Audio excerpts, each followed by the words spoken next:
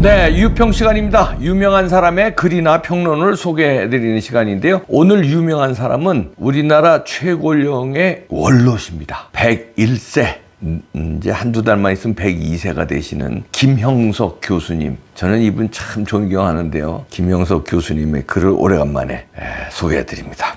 제목이요. 나라가 병들었는데 잘못했다는 사람이 없다. 일단 그대로 읽어드립니다. 박근혜 정부 말기에 많은 국민들이 정치다운 정치, 나라다운 나라를 만들어야 한다고 촛불을 들었다. 국민들이 정치 수준에도 미치지 못하는 정치계에 대한 실망과 분노였다. 그 핵심은 청와대의 무능과 실책에 있었다. 그런 국민들의 기대와 책임을 안고 문재인 정권이 태어났다. 국민들은 청와대와 민주당에 고칠 것은 바로잡고 개혁할 점은 국민들의 협조를 얻어 새 출발을 하기를 염원했다. 그런데 불행하게도 청와대와 민주노총 등이 촛불혁명을 내세우면서 보수와 공존하는 진보가 아닌 좌파적 이념 정치를 정책화시켰다. 이념 정권은 역사적으로 예외 없이 국민을 위한 정치보다 정권을 위한 정치를 택하도록 되어 있다. 민주주의는 국민을 위한 정치이지 주어진 목적이나 고정된 방법이 허락되지 않는다. 국민들의 뜻을 따라 정치 방향을 정하며 국민들이 선출한 지도자들이 선도해 가야 한다. 문재인 정권은 이념 정치를 택했기 때문에 정치 방향과 방법이 정해져 있다고 착각했다. 국제 경험이 부족한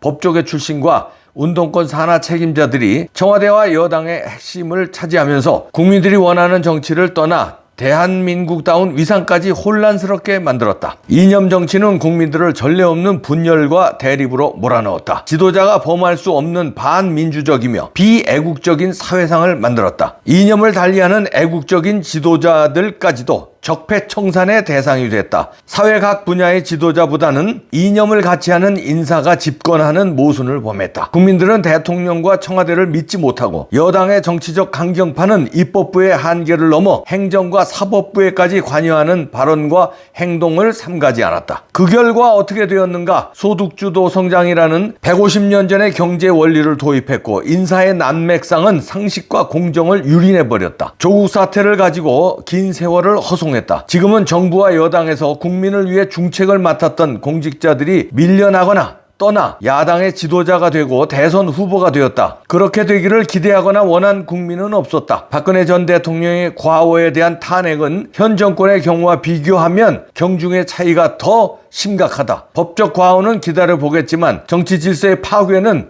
역사적으로 더 큰 책임을 남긴다. 우리는 자유당 정권의 독재와 군사정권의 탄압을 극복하고 민주정치의 기반인 법치국가를 건설했다. 법치국가는 권력이 법을 지배하지 않는다. 그것은 민주주의의 역행이다. 법은 선한 사회 가치를 높이기 위한 질서를 위해 존재한다. 그런데 현 정부는 법까지 권력으로 좌우할 수 있다고 착각한다. 그러는 동안 우리는 너무 많은 것을 상실했다. 우리들의 세금으로 일하는 공직자들은 자율성을 빼앗겼다. 현재 경제강국 건설의 공로자들은 기업가들은 사회악의 주인공 취급을 받기도 했다. 최근에는 재난지원금 보상 운운하면서 국민경제의 정신적 가치를 혼미하게 만들고 있다. 국가의 장래를 책임져야 할 청소년들을 어떻게 대하고 있는가? 정치적 수단이나 이용 대상으로 삼는다면 그 결과는 용서받을 수 없는 사회악이 된다. 문제는 더 깊은 곳에 있다. 국가 존립의 기본 가치인 진실과 정직, 정의와 공정은 어디에서도 찾아볼 수 없게 됐다. 최근에는 언론중재법까지 떠들고 있다. 사회가 불치의 병으로 빠져드는 데는 순서가 있다. 지도자에게서 진실과 정직이 사라지고 집권층 사람들이 관권과 이권에 빠지게 되면 정의가 무너진다. 그 다음에는 언론을 비롯한 사상적 자유가 실종된다. 인간에까지 정치의 재물이 되면 그 사회는 생명력을 완전히 상실한다. 지금 국민들이 언론의 자유를 염원하며 현재 벌어지고 있는 화천대유 사건의 특검을 원하는 것은 자유 대한민국의 정치가 아직 죽지는 않았다는 증거를 보여달라는 호소이다. 지금 우리는 새로운 대통령을 선출하는 마당에 서 있다. 정치 현실이 국민 기대에 미치지 못하며 정치는 필요악의 한계 안에 묻어두려는 상황에서 벗어나야 한다. 여야 지도자들은 스스로의 잘못을 먼저 깨닫는 편이 국민의 지지를 받는다. 우리는 무엇이나 할 수 있고 모든 잘못은 상대방과 국민에게 있다는 이념 권력에 자유민주주의를 맡겨둘 수는 없다. 과거를 더 따질 필요도 없고 현재에 만족해서는 안 된다. 지금 우리는 모두가 대한민국의 한 사람이다. 어떤 정치적 위치에 머물러도 그것은 미래를 위한 현재의 시간이다. 언제나 한마음 한뜻으로 국민 전체에게 주어진 의무를 책임질 시점에 놓여 있다. 잘못된 과거가 있었기에 더 소망스러운 미래를 창출할 책임과 권리를 국민이 감당해야 한다. 김영석 연세대 명예교수님의 글인데요. 아주 절제된 표현으로 한 단어마다 저도 이제 칼럼을 많이 써봤는데요. 이렇게 그냥 아주 한 단어 한 단어에 정제되고 필요한 말만 골라서 들어가고요. 그렇다고 뭐 저처럼 막 거칠게 표현하지도 않습니다. 아주 점잖게 표현하면서도 그 글의 무게는요, 몇백 배 강하게 꾸짖고 있습니다. 이 정권에 맡겨둘 수 없다. 갈아치워야 한다. 는 힘이 쫙 느껴지는 거예요. 그 이유를 이념 정권, 사회적으로, 법적으로 다 망가뜨리고 있다. 청소년까지 다 망가뜨리고 있다.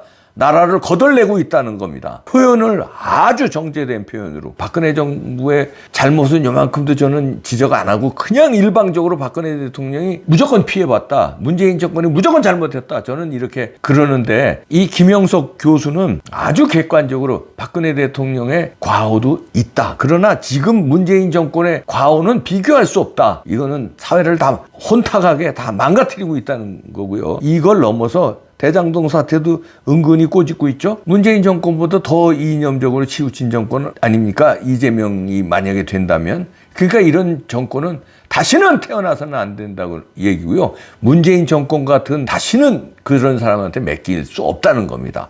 아주 강력한 글인데요. 나라가 병들었는데 잘못했다는 사람이 없다. 이 제목에서도 느낄 수 있지 않습니까? 김영석 교수는요, 101세인데 이분이 뭘 원하시겠습니까? 이 연세에. 그리고 욕심 많은 노인이 아니세요. 이분은 아주 해안이 있으시고 욕심이 없으신 노인이세요. 이분이 볼 때 단 하나 걱정되는 건 나라가 걱정되고 국민이 걱정되는 거예요.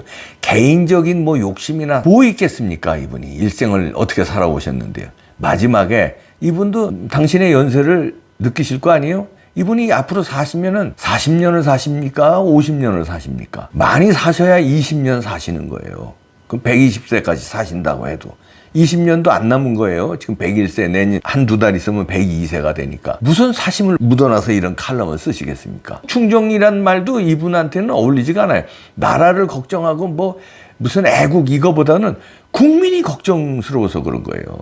이분은 사실만큼 사셨지만 국민이 걱정스럽고 어떻게 세운 나라인데 이분이 101세 되도록 쭉 겪어왔을 거 아니에요. 일제시대 겪었고요. 6.25 사변 겪었고, 사변 통해 그 빨치산들의 지리산의 게릴라들 이런 거 다 겪고, 이승만 정부 겪었고, 군사정부 겪었고, DJ 김영삼 이렇게 쭉 다 겪었고, 대한민국 현대사를 온몸으로 겪은 분이에요. 그냥 겪기만 했습니까? 학문을 연구했고, 또 후학을 가리켰고, 느꼈고, 그러면서 쓴 칼럼입니다. 아주 무거운 칼럼이에요. 이 칼럼의 결론은 그거죠.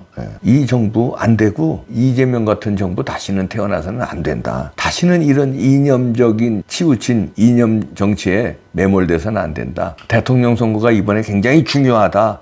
그러니까 선택을 잘해야 된다.